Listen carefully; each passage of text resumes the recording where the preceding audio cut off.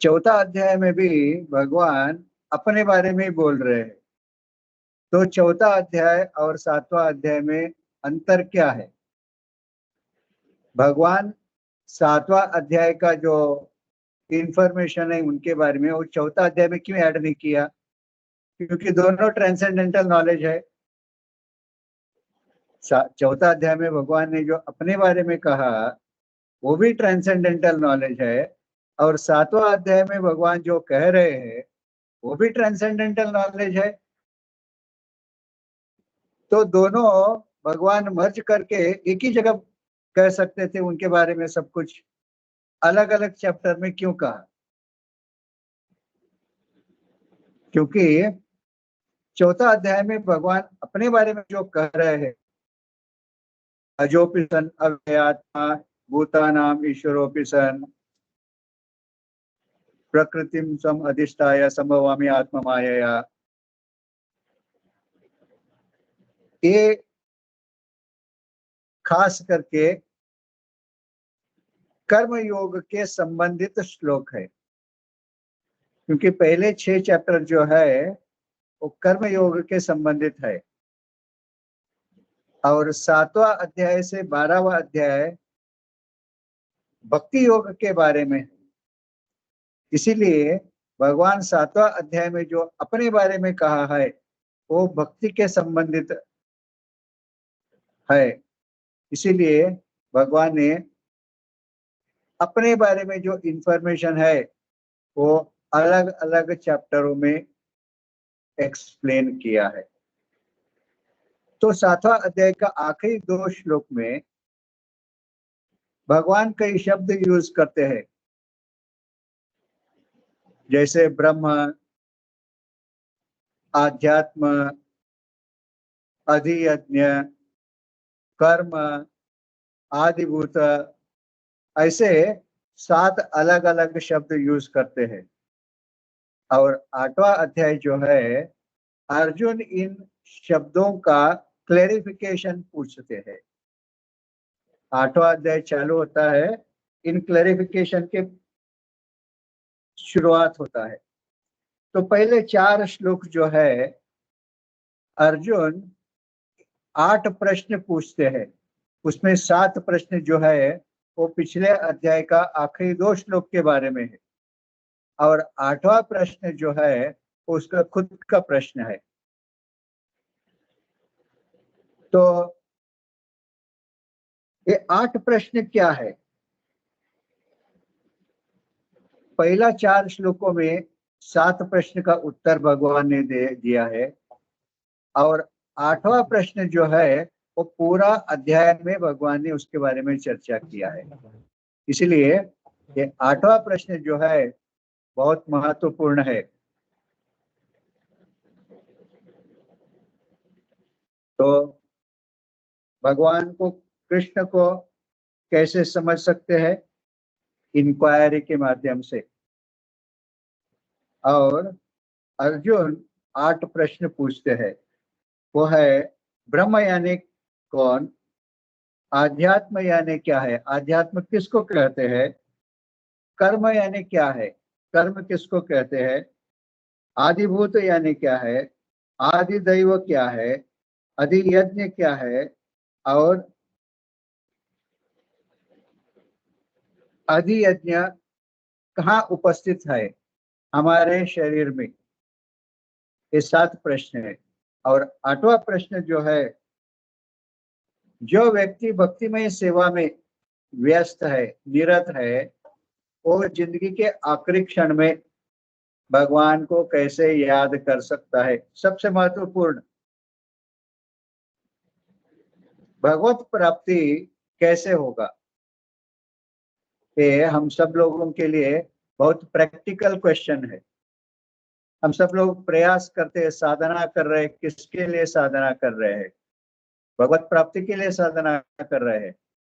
और अर्जुन यही प्रश्न पूछते हैं, भगवत प्राप्ति कब होगा, कैसे होगा?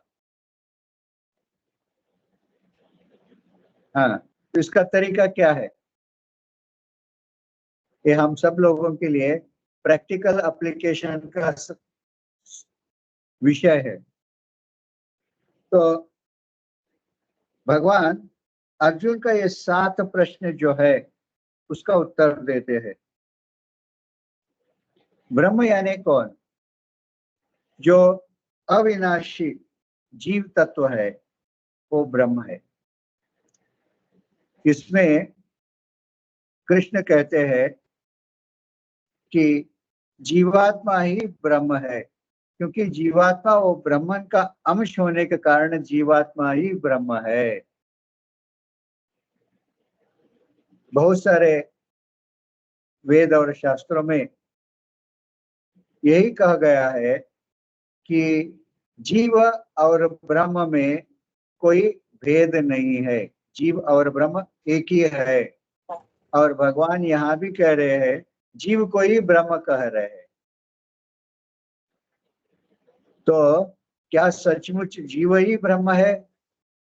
क्योंकि जब भी जीव भगवत धाम पहुंच जाता है, वहां जीव चतुर्भुज के रूप को धारण करता है, चतुर्भुज रूप, और ब्रह्मन के जैसे ही शंख चक्र गदा पद्म का धारण करता है।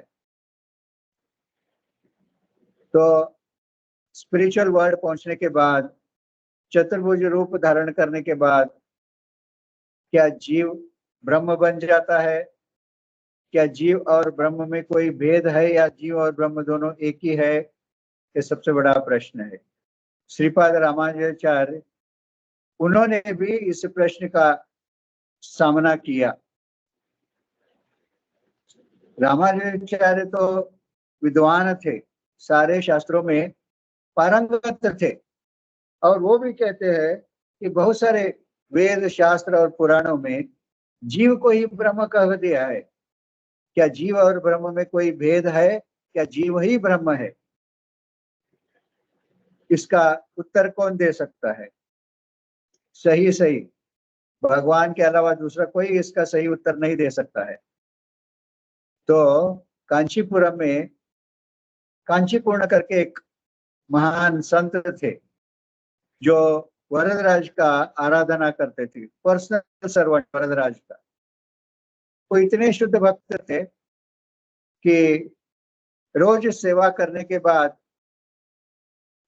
भगवान शयन करते थे तो भगवान के चरण कमल का सेवा करते थे, और चरण कमल का सेवा करते करते भगवान के साथ उनका बातचीत भी चालू हो जाता था। और श्रीपाद रामानुजाचार्य इस बात को जानते थे, तो उन्होंने सोचा कि क्यों ना हम कांचीपूर्ण महास्वामी से रिक्वेस्ट करेंगे कि भगवान वरदराज से प्रश्न पूछे कि क्या जीव और ब्रह्म एक ही है, क्या जीव और ब्रह्म में भेद है।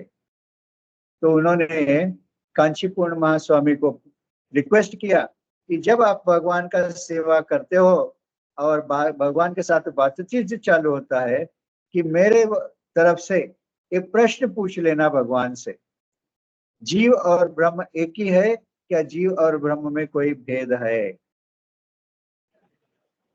तो कांचीपूर्ण महास्वामी एक दिन रात को भगवान का पाद सेवन करते करते जब भी बातचीत चालू होता है, तभी उन्होंने भगवान से ये प्रश्न पूछते हैं कि रामानुजाचार्य का एक प्रश्न है, भगवान वो पूछते हैं कि बहुत सारे शास्त्रों में, पुराणों में जीव और ब्रह्म दोनों एक ही है करके बताया गया है। क्या सचमुच जीव और ब्रह्म एक ही है या दोनों में अंतर है? तो वरदराज जो महाविष्णु है, पूर्ण पुरुषोत्तम भगवान है, उन्होंने इस प्रश्न का उत्तर देते हैं।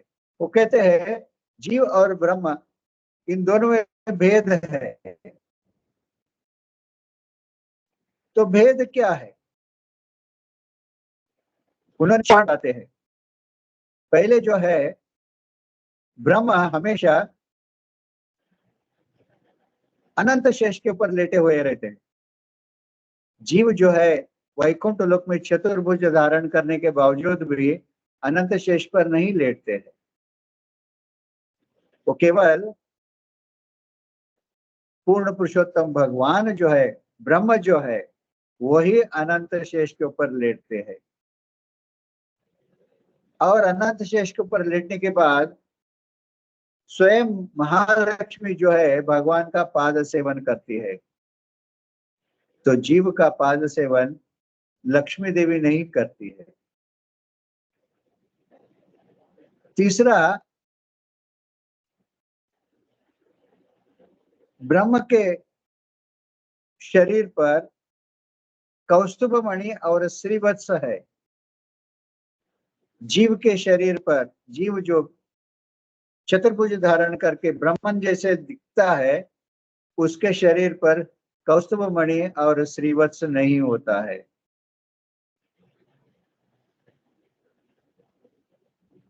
दूसरा, ब्रह्म जो है सृष्टि स्थिति प्रलय इन तीनों का मैनेजमेंट करते हैं, लेकिन जीव जो है, जीव के पास सृष्टि स्थिति प्रलय का अधिकार नहीं है।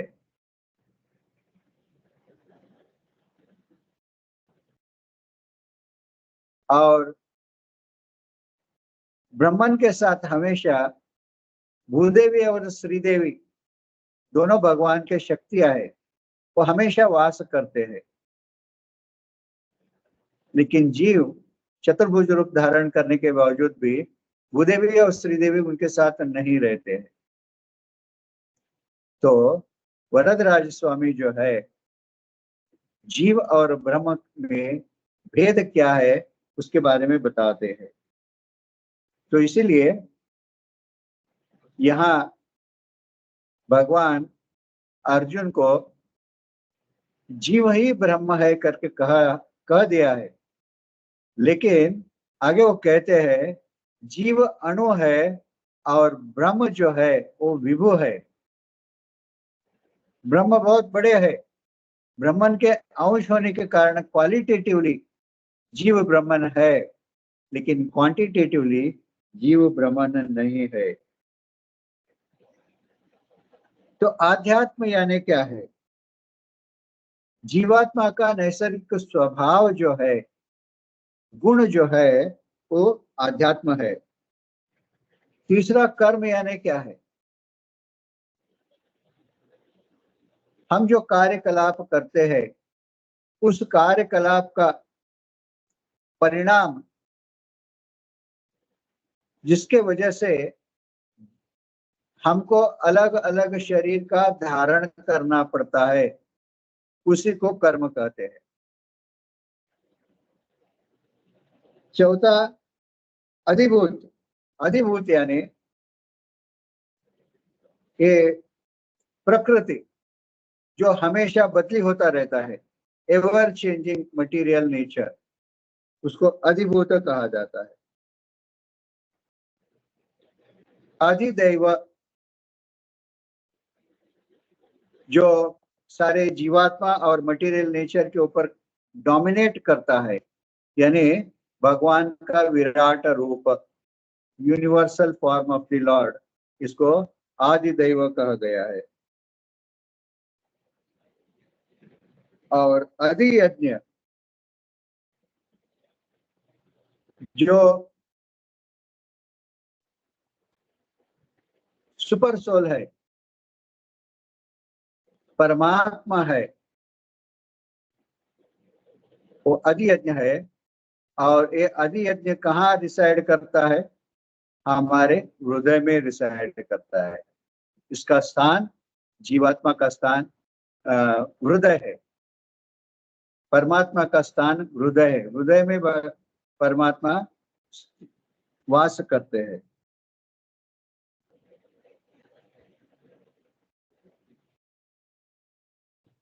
तो इस 7 प्रश्न का उत्तर देने के बाद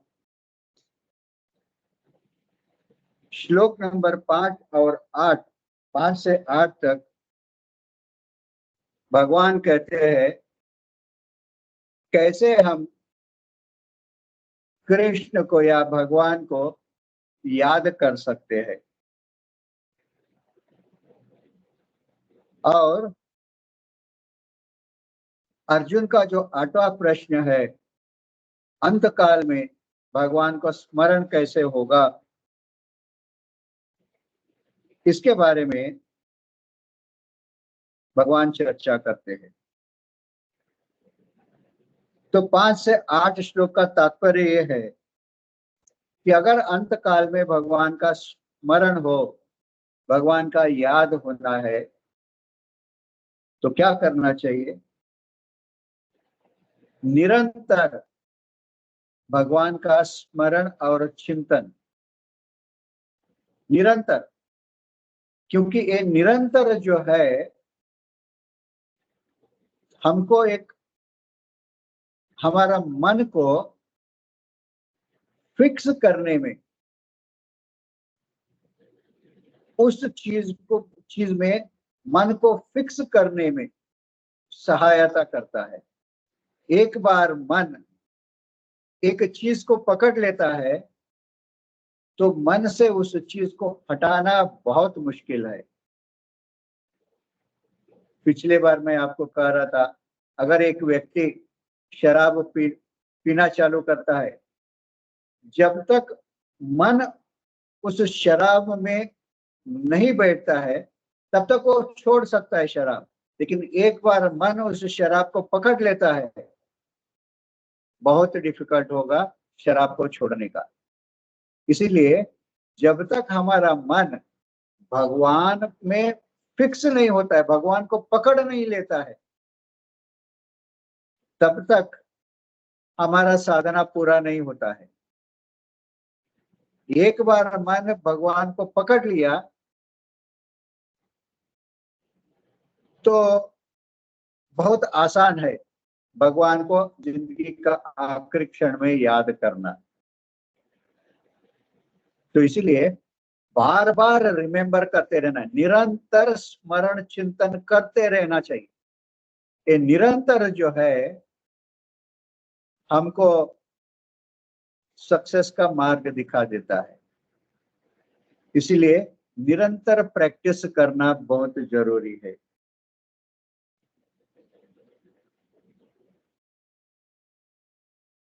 तो ये निरंतर हम जो प्रैक्टिस करते हैं और एक बार मन उसको पकड़ लेता है,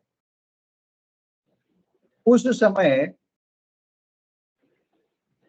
देह के ऊपर जो मन का नियंत्रण है, यानी हम यानी शरीर है, ये फीलिंग जो है वो चला जाता है। और जब ये मैं शरीर हूं ये फीलिंग चला गया और वो मूड जो बन जाता है उसको कहते हैं भाव। भाव जो है उसको समाधि तक पहुंच जाता है। तो मैं शरीर हूं इसका भास ही नहीं रहता है जब मन पूरी तरह से भगवान में फिक्स हो जाता है। पिछले हफ्ते में मानसी सेवा के बारे में बोल रहा था, आपको याद होगा, विठल दास का मैंने उदाहरण भी दिया था। हाँ, तो जब मन पूरी तरह से उस मानसी सेवा में फिक्स हो जाता है, तभी शरीर के ऊपर जो भास है, मैं शरीर हूं, ये भास ही निकल जाता है। और ये स्थिति जो है, ये भाव जो है, इसको भाव समाधि कहा जाता है। और इस भाव समाधि में ही भगवान के साथ वार्तालाप होता है। तो एक बार इस स्तर तक पहुंच जाता है आदमी या भक्त, तो जिंदगी के आखिरी क्षण में भगवान को याद करना बहुत सुलभ हो जाता है।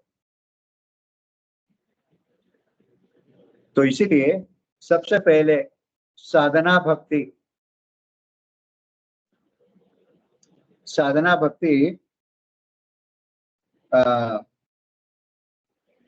शुरू करना चाहिए। अभी तो हम साधना भक्ति कर रहे हैं, लेकिन साधना भक्ति के बाद और भी बहुत सारे भक्तियां है।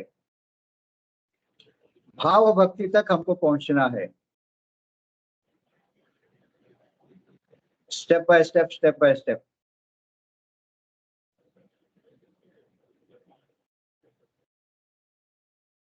तो इस तरह से साधना भक्ति के प्रैक्टिस करते करते करते करते हम भाव भक्ति तक पहुंच जाते हैं। तो भगवान को रिमेम्बर करना एक ही काम बन जाता है जीवात्मा को, उसके अलावा दूसरा कोई काम ही नहीं रहता है। और मन जो है दूसरे विषय के बारे में चिंतन करने के लिए उसको आस्पद ही नहीं मिलता है, क्योंकि भगवान का रूप और भगवान का नाम, इसमें इतना मिठास है, इतना टेस्ट है, इतना नेक्टेरियन है कि जीव जो है एक बार उस टेस्ट को चख जाता है, टेस्ट मिल जाता है, उसके बाद दूसरे विषय जो है मन उस विषय के तरफ भागता ही नहीं है। तो इसीलिए ये स्टेट को प्राप्त करना बहुत इंपॉर्टेंट है। इससे कृष्ण के प्रति अटैचमेंट डेवलप होता है। तो इस तरह से कंटिन्यूअस स्मरण और चिंतन करना हमारे आध्यात्मिक प्रगति के लिए एक बहुत महत्वपूर्ण विषय है। हम जो जाप करते हैं, जाप करते समय भगवान के लीलाओं का, भगवान के गुणों का स्मरण और चिंतन होना चाहिए, ताकि हमारा मन जो है भगवान को छोड़कर अन्य विषयों के प्रति आसक्त नहीं रहेगा, अन्य विषयों के पीछे भागेगा नहीं हमारा मन। ये बहुत इंपॉर्टेंट विषय है। भक्ति विनोद ठाकुर भी एक ग्रंथ लिखा है, ग्रंथ का नाम है भजन रहस्य। इस भजन रहस्य में भक्ति विनोद ठाकुर कहते हैं, हम 24 घंटा जब भजन करते हैं तो भजन करते करते भगवान के कौन सा लीलाओं के बारे में याद करना चाहिए, उसके बारे में बताते हैं। ये याद करना बहुत जरूरी है, क्योंकि हम अगर भगवान का लीलाओं को याद नहीं करेंगे, भगवान के गुणों के बारे में हम स्मरण नहीं करेंगे, तो मन तुरंत भाग जाता है। मन का आदत ही है भागना। तो इसीलिए मन को एक विषय के ऊपर फिक्स करना है, तो भगवान का अलग अलग लीलाओं के बारे में, भगवान के गुणों के बारे में, भगवान के रूप के बारे में चिंतन करना बहुत महत्वपूर्ण है। मराठी में एक अभंग है, कानडा राजा पंढरीचा। उसमें क्या कहते हैं, चोखोबाच्या खीर चाकतो, गोरोबाची गोर राखतो। पुरंदरांचा हा परमात्मा वारी दामाजीच्या। देखिए इस छोटा सा पंक्ति में भी भगवान का लीला का वर्णन है। भगवान क्या करते हैं, चोखोबाचा खीर चाकतो, गोरोबाचा गोर राखतो। ये भगवान का क्वालिटी है, भगवान का गुण है। अगर हम जाप करते समय इस चीज को भी हम याद करेंगे तो हमारा मन इसमें ही अटक जाएगा, दूसरे विषय में भागेगा नहीं विषय के तरफ। तो ऐसे भगवान ने भक्तों के साथ अनंत लीलाएं की है। आपका भी साधना भक्ति में कोई रियलाइजेशन हो सकता है उन रियलाइजेशन के बारे में भी आप चिंता कर सकते हो। साधना के समय ये प्रैक्टिकल एस्पेक्ट है हमारे भक्ति का, साधना भक्ति का प्रैक्टिकल एस्पेक्ट है। किस तरह से हम भजन कर सकते हैं, तो ये बहुत महत्वपूर्ण विषय है। और भगवत गीता का 7वां अध्याय में, सॉरी 7वां श्लोक में, 8वां अध्याय का 7वां श्लोक बहुत बहुत महत्वपूर्ण श्लोक है। अगर इस श्लोक को आप याद करके इस श्लोक का अनुसरण आप आपके पर्सनल लाइफ में फॉलो करने के लिए प्रयास करेंगे, जिंदगी सक्सेसफुल हो जाएगा, पूरा ट्रांसफॉर्मेशन परिवर्तन हो जाएगा आपका लाइफ में। 7वां श्लोक क्या है? तस्मात् सर्वेषु कालेषु माम अनुस्मर युद्ध च मय्यार्पित मनोबुद्धि माम एवैष्यसि असंशयः। देखिए, भगवान अर्जुन को एकदम प्रैक्टिकल एग्जाम्पल दिया है, प्रैक्टिकल इंस्ट्रक्शन दिया है। भगवत प्राप्ति कैसे करना, हमको कर्म कैसे करना चाहिए। पिछले हफ्ते मैंने इसका उदाहरण दिया आपको। भक्ति किसको करना है? भक्ति मन को करना है, इंद्रियों को नहीं है। हम इंद्रियों से भक्ति करते हैं, इसीलिए हमको लगता है कि हम बहुत बड़े साधना कर रहे हैं, बहुत ऊंचे लेवल तक पहुंच गए, लेकिन उसका रिजल्ट क्या है? बिग जीरो है। क्यों? क्योंकि इंद्रियों से किया हुआ कर्म को कर्म नहीं माना जाता है, केवल मन से किया हुआ कर्म को ही कर्म माना जाता है, उसका रिजल्ट मिलता है। मैंने पिछले हफ्ते हनुमान जी का उदाहरण दिया। हनुमान जी लंका में जाकर बहुत सारे ब्राह्मणों को मार डाला, क्या उसको ब्राह्मण हत्या का पाप लगा? राम जी बोलते हैं नहीं है, उसने मारा होगा, हजारों लाखों लोगों को भी मारा होगा, लेकिन उसको ब्राह्मण हत्या का पाप नहीं लगा। क्यों? क्योंकि उसका मन मेरे पास था, उन्होंने सिर्फ इंद्रियों से काम किया है, मन से काम नहीं किया है, मन मेरे पास था।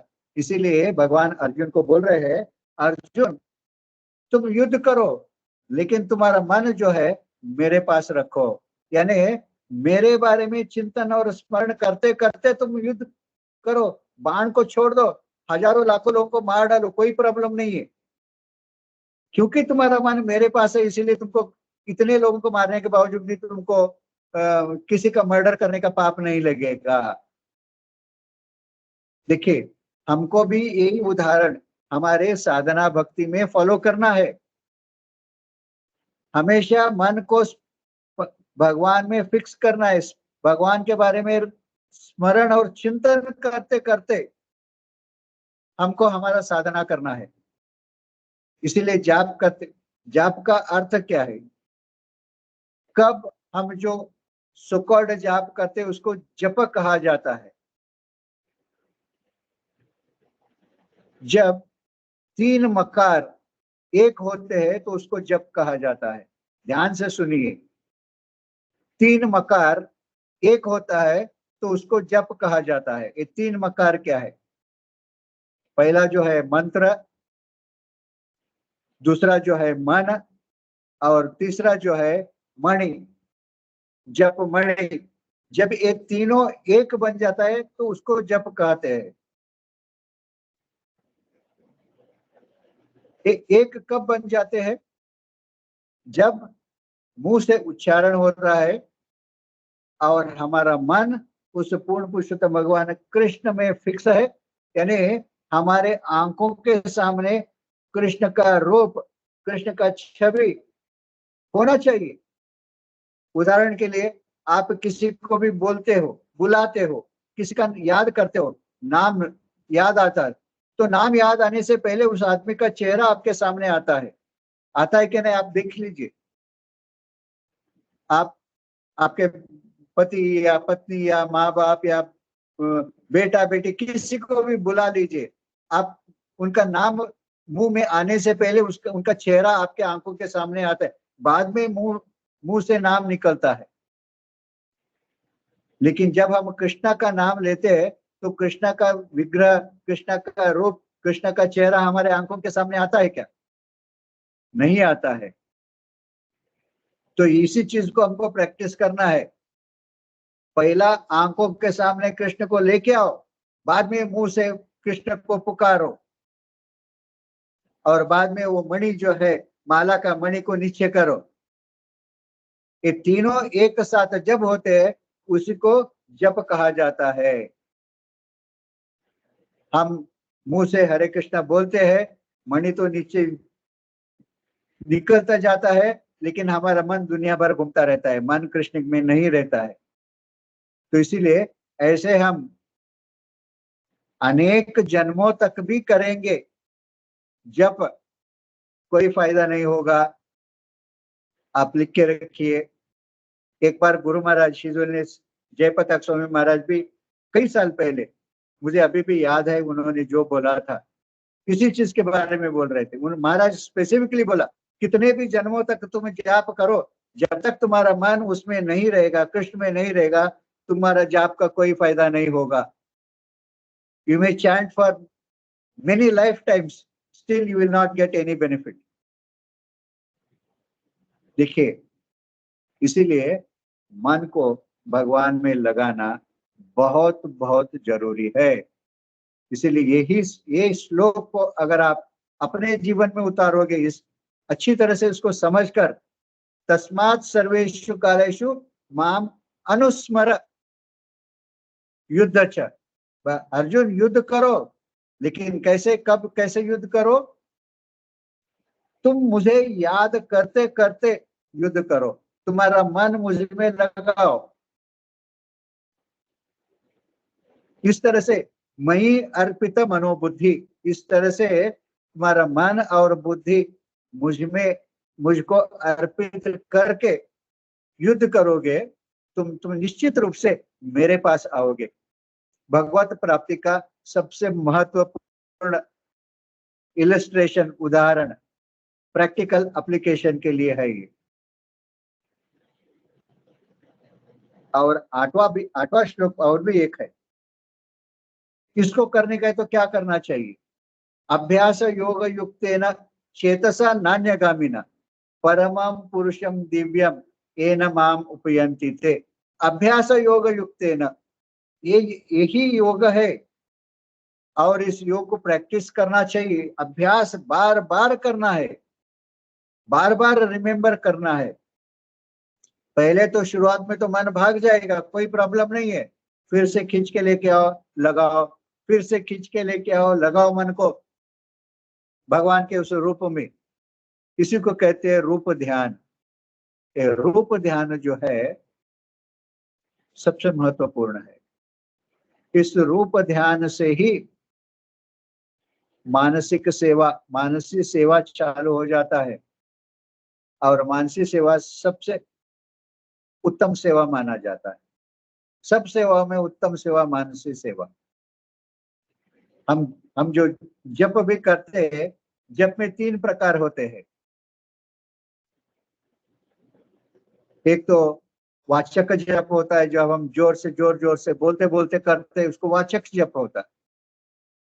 दूसरा उपांशु जप। उपांशु जप में सिर्फ हमारे होठ हिलते हैं, आवाज नहीं आता है। आवाज आता है तो केवल हमको ही सुनाई देता है, आजू बाजू वालों को सुनाई नहीं देता है। और तीसरा जो है मानसिक जप, मन में जप करना, किसी को मालूम भी नहीं होगा आप क्या कर रहे हो। और साधना भक्ति का एक सबसे महत्वपूर्ण इंपॉर्टेंट बात, हमारा साधना बहुत गोपनीय होना चाहिए। हमारा साधना बहुत गोपनीय होना चाहिए, किसी को इसके बारे में मालूम भी नहीं होना चाहिए, और किसी को हमारे साधना के बारे में बोलना भी नहीं चाहिए। इतना गोपनीय होना चाहिए। क्यों? क्योंकि ये ये जो साधना है, जप है, ये हमारा रियल संपत्ति है।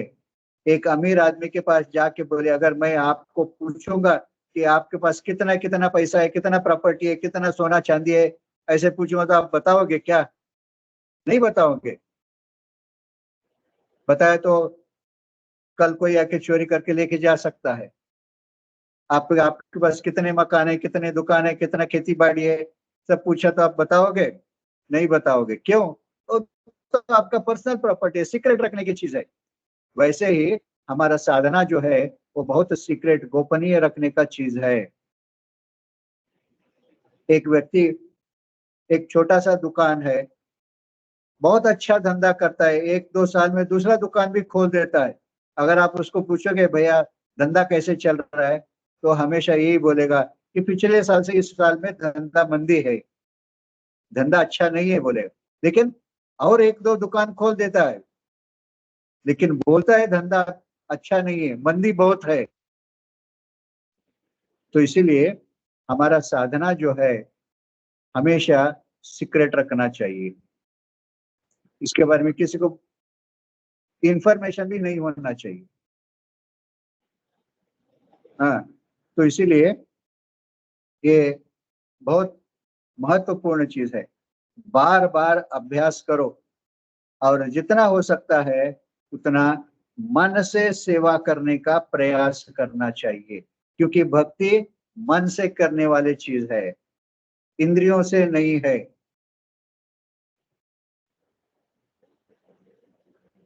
और पता नहीं है कितने लेक्चर में हमारे बहुत बड़े लेक्चर देने वाले लोग हैं, मैं तो आज तक किसी से ये बातें सुनी नहीं है। वाचक जप कभी करना चाहिए, उपांशु जप कभी करना चाहिए, मानसी जप कभी करना चाहिए। अलग अलग परिस्थितियों में ये जप करने का है। 24 घंटा आप जोर जोर से बोलने का, आवाज आवाज करके बोलने का जरूरत नहीं है। जब भी आपको बाजार में है, बहुत आवाज आ रहा है, वहां आप जोर से मानसिक वाचक जप कर सकते हो।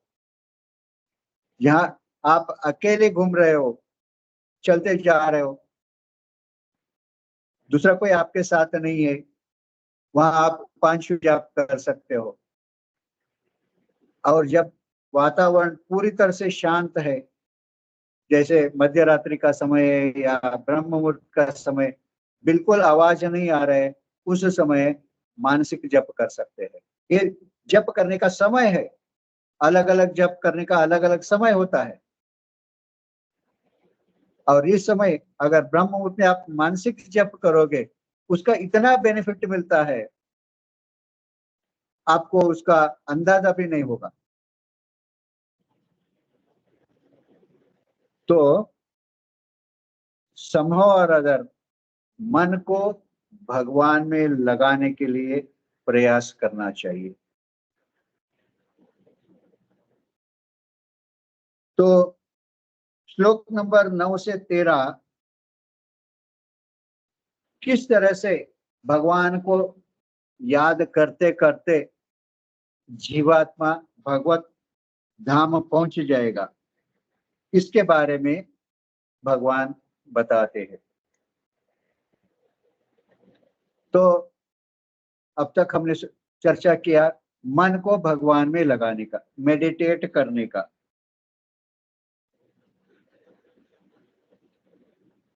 तो यहाँ मेडिटेट करने के लिए सबसे पहले भगवान जो है अष्टांग योग का उल्लेख करते हैं। योग बलेन, योग का बल, उसके माध्यम से हम मन को भगवान में लगा सकते हैं। तो यहाँ भगवान के गुणों का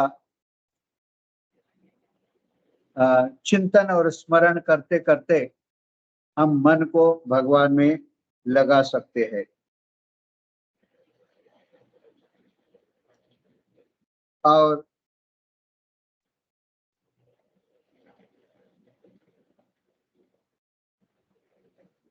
जब तक हम हमारे जिंदगी में, जीवन में प्रैक्टिस नहीं करते रिमेम्बर करने का, तब तक हम सफल नहीं होंगे। क्योंकि ये प्रैक्टिस जो है, कंटिन्यूअस प्रैक्टिस हमको स्ट्रेंथ देता है, आध्यात्मिक स्ट्रेंथ देता है। और इस आध्यात्मिक स्ट्रेंथ के माध्यम से हम जिंदगी के आखिरी क्षण में भगवान को याद कर सकते हैं। लेकिन इस योग के माध्यम से, इस योग के साथ अगर हम भक्ति को जोड़ देते हैं, हमारा साधना बहुत आसान बन जाता है। इसको योग मिश्रित भक्ति कहा जाता है। देखिए, चाहे वो कर्म योग हो या ज्ञान योग हो या अष्टांग योग हो, जब तक हम भक्ति को उसके साथ नहीं जोड़ते हैं तो सफलता आसानी से नहीं मिलता है। सफलता इतना आसानी से नहीं मिलता है। भक्ति को उसको साथ जोड़ना ही है। और एक बार भक्ति को जोड़ने के बाद शुद्ध भक्ति तक चलना है।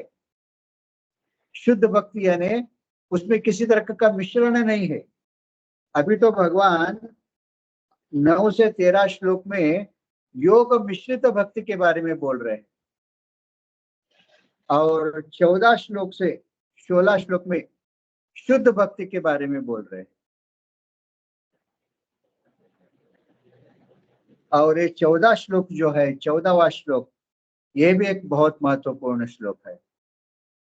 इसमें भगवान कहते हैं, भगवान अर्जुन को बताते हैं, अर्जुन, मुझे प्राप्त करने का बहुत आसान तरीका मैं आपको बताऊंगा।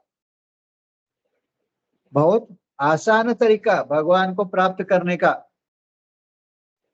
आसान तरीका क्या है? भगवान बोलते हैं, अनन्य चेतसा सततम यो माम स्मरति नित्यसा तस्याहम सुलभम पार्थ। देखिए, भगवान बोल रहे सुलभम पार्थ, तस्याहम सुलभम पार्थ, यानी मुझे प्राप्त करने का बहुत आसान तरीका।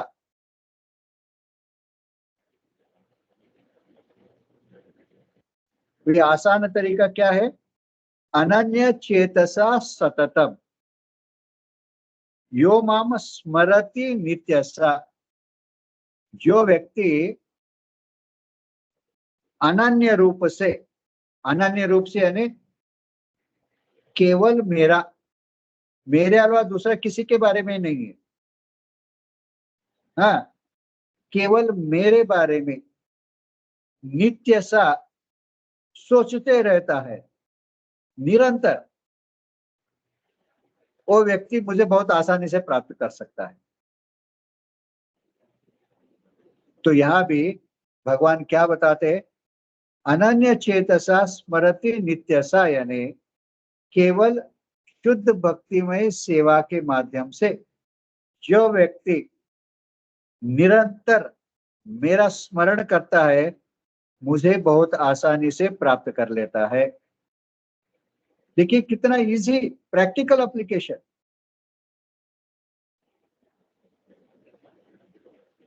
भगवान श्रीमद् भागवतम का 11वां स्कंद में उद्धव को एक उदाहरण देते हैं, यही उदाहरण देते हैं प्रैक्टिकल। उद्धव को बताते हैं, उद्धव, मुझे प्राप्त करने का बहुत आसान तरीका मैं तुमको बताऊंगा, और ये आसान तरीका कोई भी व्यक्ति कर सकता है, यूज कर सकता है प्रैक्टिकली, और उसको भगवत प्राप्ति हो ही जाएगा। आसान तरीका क्या है? भगवान क्या बताते उद्धव को? उद्धव, तुम जिसको भी देखते हो, जिसको भी देखते हो उसको दंडवत करो। चाहे वो कुत्ता हो या बिल्ली हो या गधा हो या डुक्कर हो, कोई भी हो, तुम जैसे भी जिसको भी देखते हो उसको दंडवत करो। ऐसे दंडवत करते करते करते तुमको एक दिन बहुत जल्द भगवत प्राप्ति हो जाएगा। तो वृंदावन में एक व्यक्ति था, वो ये तरीका अपनाया। तो वृंदावन में कई साल पहले इतने रोड तो अच्छे नहीं थे, बहुत कचरा जमा होता था, बहुत डुक्कर भी घूमते थे उसमें। वो डुक्कर देखता था तो उसे कचरे में भी उसको देखा तो उसको दंडवत करता था, और लोग सब उसको देख के हंसते थे। तो जब भी लोग उसको पूछते थे, भैया तुम उस डुक्कर को क्यों दंडवत कर रहे हो, तो आदमी कहते, एकता पागल मानुस, यानी मैं एक पागल व्यक्ति हूं। लेकिन उसको भगवत प्राप्ति हो गई। वहां गीता प्रेस का एक ऑफिस था वृंदावन में कई साल पहले, और हनुमान प्रसाद पोद्दार जी, जिनको भाई श्री कहते हैं, वो उनका संचालक थे। उनका बहुत बड़ा कंपाउंड था, और कंपाउंड पे बाहर बहुत कचरा जमा था, गंदा पानी था। और ये व्यक्ति वहां से जाते जाते हनुमान प्रसाद पोद्दार जी को देख लिया और उस कचरे में ही उनको दंडवत कर दिया। हनुमान प्रसाद पोद्दार जी उनको देखा नहीं पीछे मुड़कर, लेकिन ये आदमी उनको देख के दंडवत किया। कपड़े सब गंदा हो गए उसका। तो हनुमान प्रसाद पोद्दार जी का जो असिस्टेंट था, उन्होंने देखा एक जटाधारी साधु जो है पोद्दार जी को दंडवत किया कचरे में। तो उन्होंने अंदर जाके बोला कि एक जटाधारी साधु आपको आपको देखकर आपको दंडवत किया कचरे में। तो तुरंत भाग के आए वो बाहर। तो ये आदमी उनको देखते आलिंगन किया। उनके कपड़े, व्हाइट कपड़े जो थे, वो भी सब गंदे हो गए, लेकिन उनको गुस्सा नहीं आया।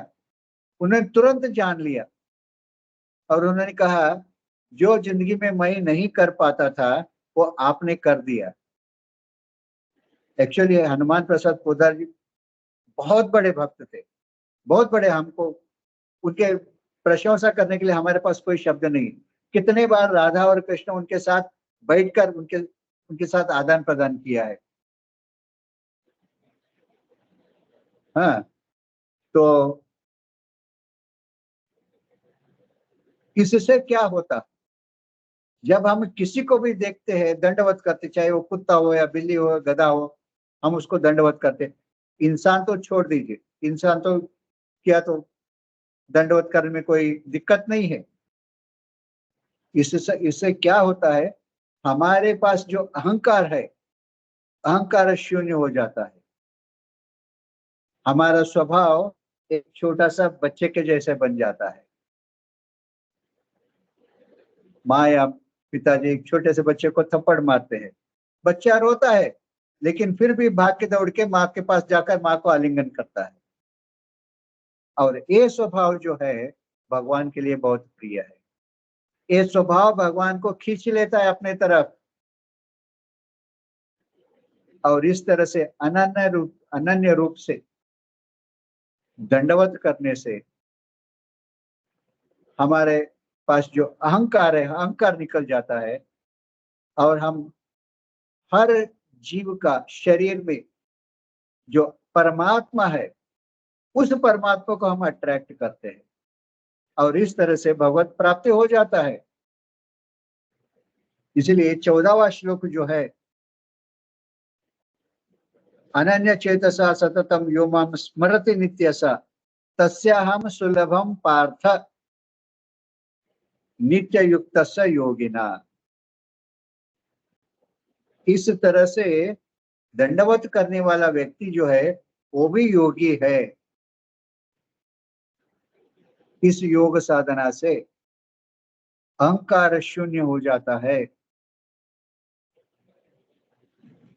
और जब अहंकार शून्य हो जाता है, ह्यूमिलिटी बढ़ जाता है, तो ह्यूमिलिटी जो है हमको भगवान भगवान को आकर्षित कर लेता है। तो इसीलिए 14 से 16 श्लोक जो है ये शुद्ध भक्तिमय सेवा के बारे में है। क्योंकि शुद्ध भक्त जो है उसके पास किसी तरह का इच्छा नहीं होते है। कर्मी के पास सेंस ग्रेटिफिकेशन का इच्छा होता है, योगी के पास मिस्टिक पावर का इच्छा होता है, ज्ञानी के पास मटेरियल मिजरी से मुक्त होने का इच्छा होता है, लेकिन शुद्ध भक्त उसके पास कोई इच्छा नहीं होता है। भगवान का इच्छा ही उसका इच्छा है, भगवान ने जो चाहता है वही उसका इच्छा होता है। इसीलिए भक्तिमय सेवा में, क्योंकि भक्त हमेशा भगवान के इच्छा के ऊपर डिपेंडेंट रहता है, कोई मटेरियल इम्पेडिमेंट्स जो होते हैं उसको बाधा नहीं डालते हैं, उसका सेवा में बाधक नहीं बनते हैं। तो इसलिए 14वां श्लोक जो है अनडिविएटिंग रिमेम्बरेंस बहुत महत्वपूर्ण है। तो भगवान का धाम जो है, जहां एक बार भक्त पहुंच जाता है वो जन्म मृत्यु जरा व्याधि का चक्कर से मुक्त हो जाता है।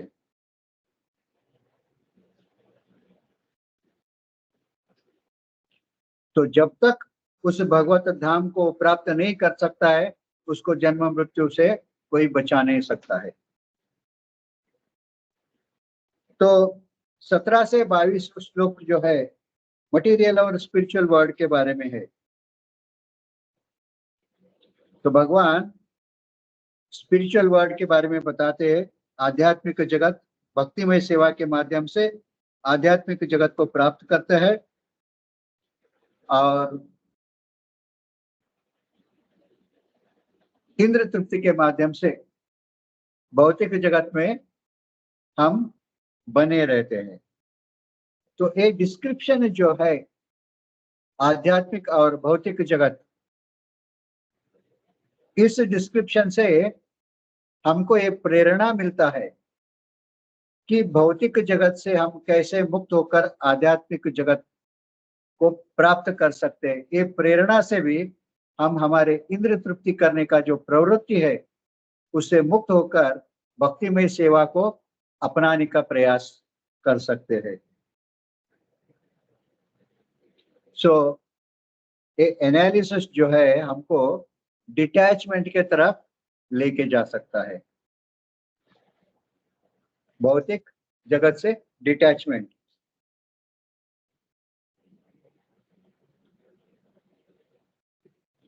तो इस तरह से अगर हम डिटैचमेंट को प्राप्त करते हैं तो हम डेमी गॉड वर्शिप से डेमी गॉड वर्शिप को छोड़कर हम पूर्ण पुरुषोत्तम भगवान के ऊपर ही ज्यादा आश्रित बन जाते हैं। तो 20 और 22 श्लोक जो है ये हमको ये बताता है कि जन्म मृत्यु से कैसे रिलीफ हम पा सकते हैं। अगर हम भगवत धाम को प्राप्त कर सकते हैं तो जन्म और मृत्यु का चक्कर से हम मुक्त हो सकते हैं, और भगवत धाम को प्राप्त करने का माध्यम एक ही है, वो है शुद्ध भक्तिमय सेवा। अन्य किसी प्रकार से भी हम उस भगवत धाम को प्राप्त नहीं कर सकते हैं, केवल और केवल शुद्ध भक्तिमय सेवा।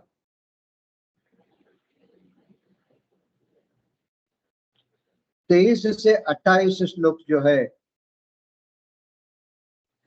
ये भक्ति का सुप्रीमसी के बारे में बताया है। भक्ति कितना सुप्रीम है,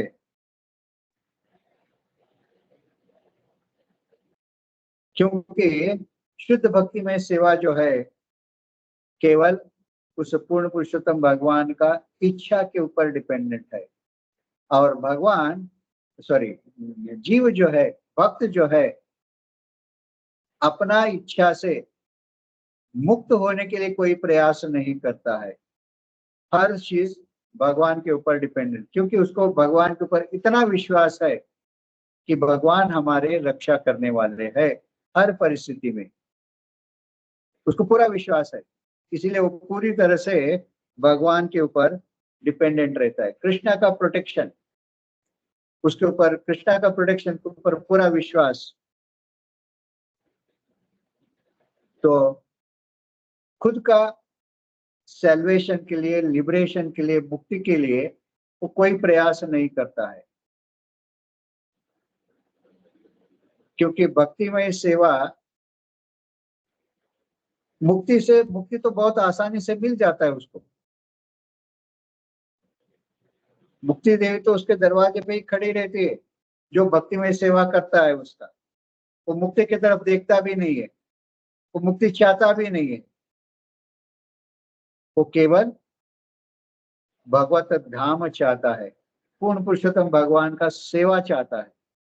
एक्चुअली शुद्ध भक्त जो है भगवत धाम जाने का भी नहीं चाहता है, वो हमेशा भगवान से यही प्रार्थना करता है, भगवान आप मुझे अपना सेवा प्रदान करो। अगर शुद्ध भक्त कुछ पूछता है तो 3 चीज पूछता है। ध्यान से सुनिए, ध्यान से सुनिए। शुद्ध भक्त पहले चीज भगवान से पूछता है, भगवान आप आपका दर्शन दे दो। भगवान आप आपका दर्शन दे दो, और दर्शन से मेरा मन को आप अट्रैक्ट करो आपके फॉर्म में। क्योंकि एक बार भगवान दर्शन देते हैं तो उसको, भगवान का शरीर तो दिव्य शरीर है, और उस दिव्य शरीर का देखने का है तो उसको दिव्य दृष्टि चाहिए। जैसे भगवान अर्जुन को दिव्य दृष्टि दिया, तो टेम्पररीली भगवान भक्त को दिव्य दृष्टि देकर भगवान अपना दर्शन तो दे देते। तो उस दर्शन से भक्त इतना अट्रैक्ट हो जाता है, उसका मन फिक्स हो जाता है भगवान के रूप में। दूसरों चीजों के बारे में सोचने के लिए उसके मन में कोई जगह ही नहीं रहता है। तो इसीलिए पहला प्रश्न अगर कुछ पूछना है तो भक्त हमेशा पूछता है, भगवान आप आपका दर्शन दे दो। दूसरा प्रश्न भगवान अगर कुछ पूछता है, वो पूछेगा, भगवान आपका प्रति प्रेम प्रदान करो, आपके प्रति प्रेम प्रदान करो। और तीसरा, भगवान आपका सेवा दे दो, पर्सनल सेवा। ये 3 प्रश्न हम भी पूछ सकते हैं, इसमें कोई बाधा नहीं है, क्योंकि वो मटेरियल नहीं है। ये 3 प्रश्न जो है, ये 3 चीजें जो है, हम भी रोज भगवान से पूछ सकते हैं और पूछना भी चाहिए। इसमें कोई गलती नहीं है, क्योंकि ये तीनों मटेरियल नहीं है। तो इसीलिए शुद्ध भक्त कभी मटेरियल चीज अपने लिए और दूसरों के लिए कभी पूछता नहीं है। अगर पूछता है तो 3 चीज पूछता है, और जरूर पूछना भी चाहिए। तो इसीलिए क्योंकि वो हमेशा भगवान के ऊपर डिपेंडेंट रहता है, तो शुद्ध भक्ति में सेवा का मार्ग जो है, इस मार्ग को अपनाता है, और केवल इसी मार्ग से, इसी साधना से, वेद और शास्त्रों में जितने सारे प्रोसेस के बारे में बताए गए, प्यूरिफिकेशन के बारे में, ये भक्तिमय सेवा जो है, ये सारे अदर प्रोसेस, प्यूरिफिकेशन प्रोसेस को ओवरटेक कर देता है। यानी भक्तिमय सेवा सबसे उत्तम सेवा फॉर आवर प्यूरिफिकेशन।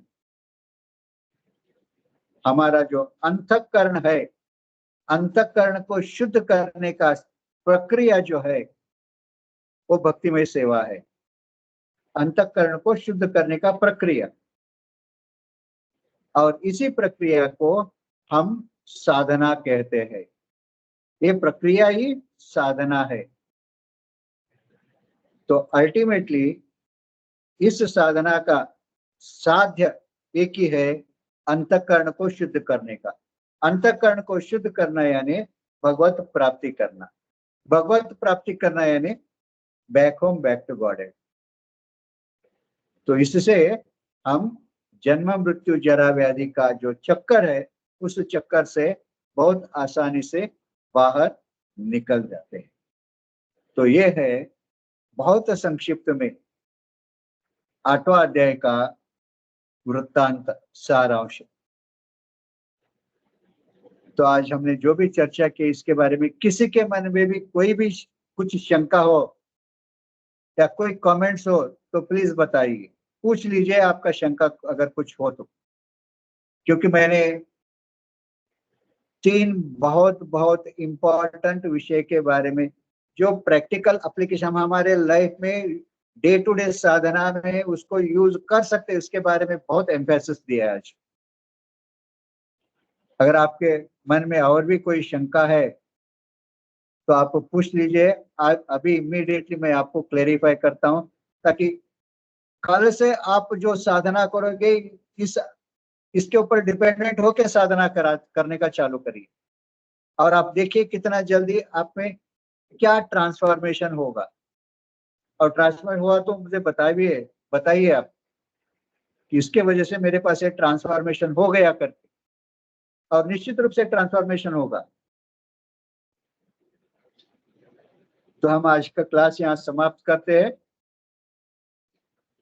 लेकिन सबसे पहले आपके मन में अगर कोई शंका है, डाउट है, तो प्लीज पूछ लीजिए। Any questions?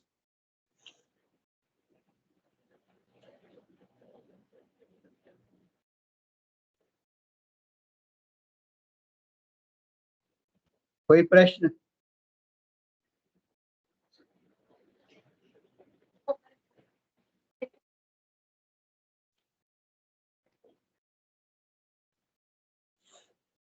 कोई प्रश्न नहीं है? प्रभु जी।